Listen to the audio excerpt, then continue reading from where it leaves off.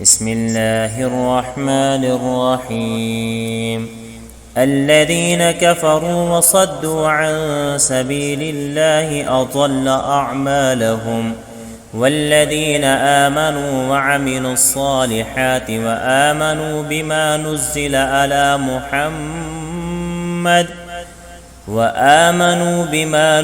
على محمد وهو الحق من ربهم كفر عنهم سيئاتهم وأصلح بالهم. ذلك بأن الذين كفروا اتبعوا الباطل وأن الذين آمنوا اتبعوا الحق من ربهم.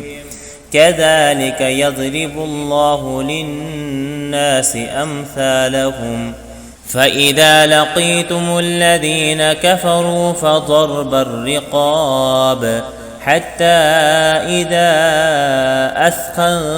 أثخنتموهم فشدوا الوثاق فإما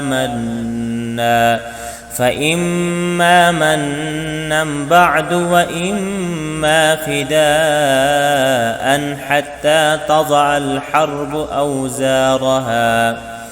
ذلك ولو يشاء الله لانتصر منهم ولكن ليبلو بعضكم ببعض. والذين قتلوا في سبيل الله فلن يضل أعمالهم سيهديهم ويصلح بالهم ويدخلهم الجنة عرفها لهم. يا أيها الذين آمنوا إن تنصروا الله ينصركم ويثبت أقدامكم. والذين كفروا فتعسا لهم وأضل أعمالهم. ذلك بأنهم كرهوا ما أنزل الله فأحبط أعمالهم. أفلم يسيروا في الأرض فينظروا كيف كان عاقبة الذين من قبلهم دمر الله عليهم وللكافرين أمثالها. ذلك بأن الله مولى الذين آمنوا وأن الكافرين لا مولى لهم.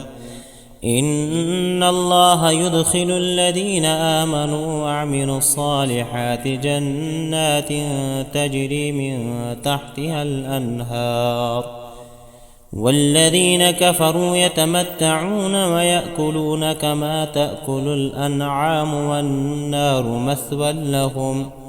وكأي من قرية هي أشد قوة من قريتك التي أخرجتك أهلكناهم فلا ناصر لهم.